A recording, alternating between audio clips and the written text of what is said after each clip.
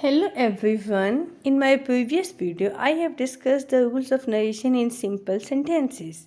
So today we will discuss the rules of narration in imperative, optative and interrogative sentences.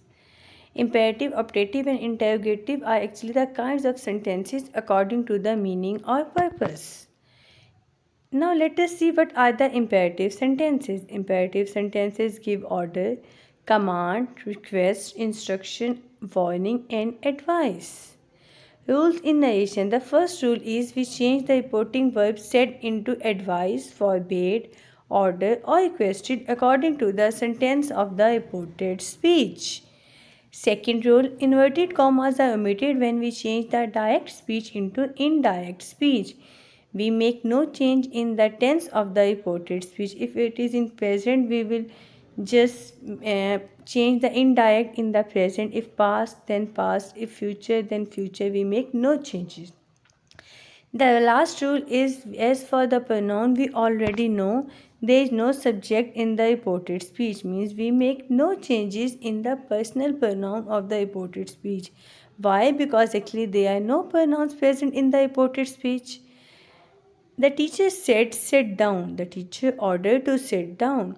Now we have seen in the reported speech it is sit down. So the teacher obviously gives the order, so we have changed the teacher order to sit down. My sister said to me, don't pluck the flowers. My sister forbade me to pluck flowers.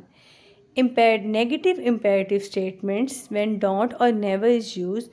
So in the reporting speech, instead of said to, we will use forbade as we have used in this sentence. Don't pluck the flowers. So indirect speech will be my teacher forbade me to pluck flowers.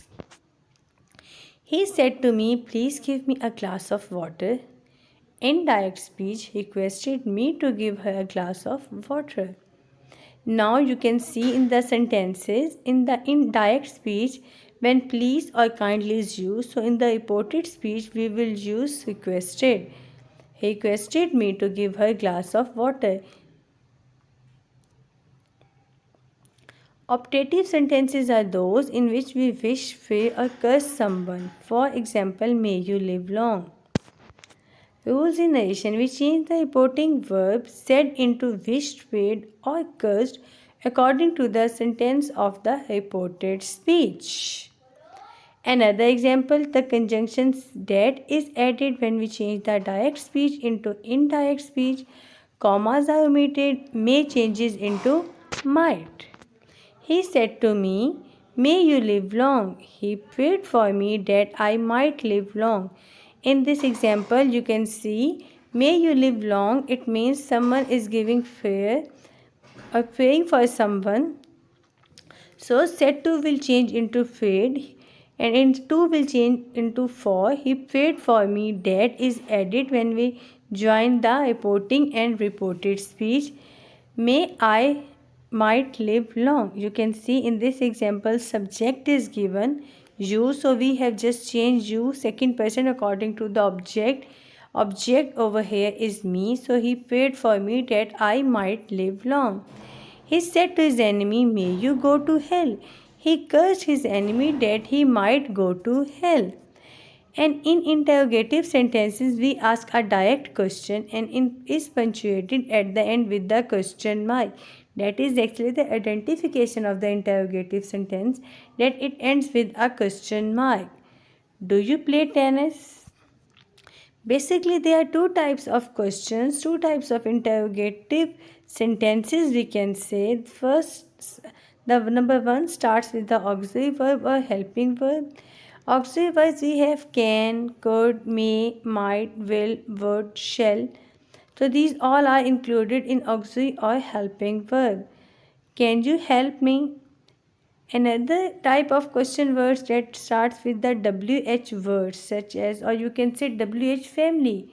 When, where, how, why, how.